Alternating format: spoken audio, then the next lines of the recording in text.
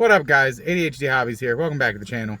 Got Hudson in the back. We're working on trucks. Let me give you a look at what we got going on. So we're doing the ignition actuator rod. It is this piece here. So there's a rod that goes down here. That rod runs all the way down to the actual ignition switch. So what happens is it breaks here. Let me find the one that I actually just had that's broken. So there's a long rod that goes off here. Boom. See this one? On the automatics, that's your column lockout. So mine broke. It wouldn't key start, and then I was locked out. So you have to get the broken piece out of here when you pull it out, because this came off. Broken piece was still in there. 8 by 32 machine screw. Screws into the pivot point here.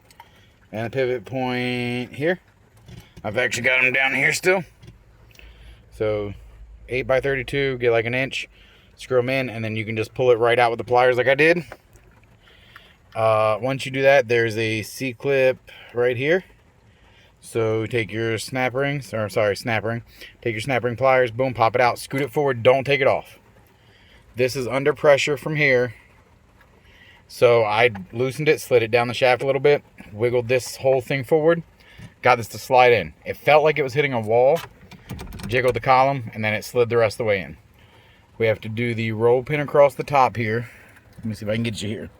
Roll pin here holds that rod in. If it breaks on the road, you can take this rod. There's a shroud that goes here. Take the shroud out. You can literally take a needle nose, guys. Grab the rod, push it down, and it'll start it. It doesn't seem as bad. We're gonna end up doing a new turn signal switch because I had no right signal anyway, and we're here, so that's all gonna come out. We're just trying to get this back together for now. So let me go ahead, and I just wanted to get a still shot of what you're working with here. So that's this piece goes to your, this is the back side of the column, so it'll sit like this. So when you work the key, that'll go in and out. My new ignition key did not want to go in, so we brute forced it in. You can still get this piece out with the ignition in. So we're going to try and push this back on, get all that lined up, put the roll pin in, put the pins back in. I just wanted to give you guys an apart. So I saw online you can cut the end of this. You don't have to cut the end of it. Pull the 2 pins. It literally was a 5-minute endeavor. If you don't have snap ring pliers, get snap ring pliers. You can probably get in there and get it out with a little flathead. It does sit in a groove, so you have to make sure when you push this back in, it goes back in the groove. But hey, it's not bad. I didn't want to lose the column lock functionality just because kids, wife, whatever. You know, truck's gonna be going to town rig. This is getting worked on right now. It does run and drive now. That's fuel pump wire for now, because we got to get a new switch, new selector valve, new sending units, new pumps. We're getting there, but like 3 days in, we stopped. We lost all key function, and I really want that and not have to do screwdriver / push the rod back and forth. So let me go ahead and buckle this all up and then get right back to you. All right, just wanted to give you guys another update. So the roll pin here, you can just get a cotter pin, wrap it around, does the same thing. This, when you pull this out and slide this forward, I wanted to slide mine back. This bearing here wanted to stay out on the shaft. So what we did was take a socket, or I just took my pliers like this, got onto the bearing and just tapped them lightly, and the bearing slid right back in, and then you're able to put this right back on here. But you need to physically push this to get it to go back, because there's a channel here that you can't really see, maybe there, that the snap ring falls into to make sure it can't come forward. So make sure, guys, you go back, push the bearing back. If this bearing seems too far out, push it back. It should be flush. Snap ring holds the bearing in, bearing sits here. Grease it up, brake clean it while you're in here, clean everything up real nice. Got that on. We're going to stick the collar and the key switch on. Cross your fingers, pray for us. Hopefully next clip is us starting it. So ignition, cylinders in. We got everything seems lined up. We just put the screws in the collar here. Hudson, do you think it's going to work? I think so. What's the probability? You think 100% yes? Or you think like halfway yes? 100%. 100% yes? Dad find the keys.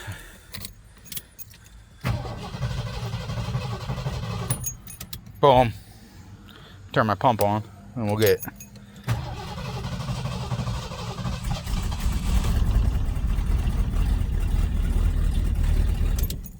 boom, guys. We got action. In case you're wondering, the slider piece that slides into here, you can take that in and out with the ignition. So my ignition was really tight getting in here into the brass gear. I had to fight it. It got rubber malleted the rest of the way in. To sit flush. It was just real tight for whatever reason. And probably should have replaced stuff in here, but we're new key. Ta-da. I think, do we have backwards? We do.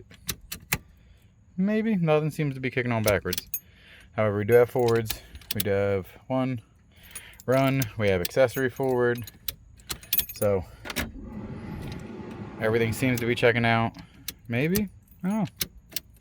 Maybe it needs an ignition switch because we have a run, but accessory doesn't seem to power anything inside.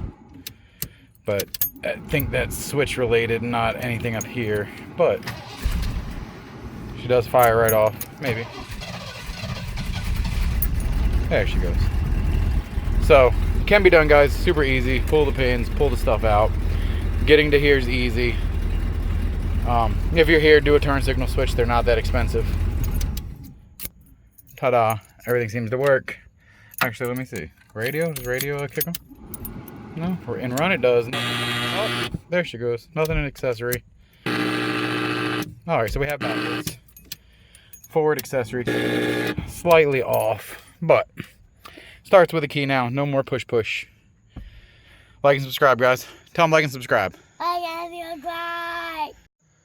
One last thing, guys. If you're looking at this when it breaks and you're like, this controls the rod. If this is just the column lockout, why does it still not do the thing when you push it? The column lockout squares everything up so that way it has the force. Because without it, it just kind of wiggles like this in there and it doesn't get the throw. So if you have one of these and you're autistic like me and you're like, well, it should still, this is the rod and the rod should go and it should go. It won't, because it needs that bottom brick piece to square it up so it can go forward into there. Because without it, it just kind of does like this in there and it doesn't push the rod. So if it's broken, replace it. It's not that hard. Don't buy a $500 column off eBay. Fucking $8 off Amazon, if that. Fix it. Thank you.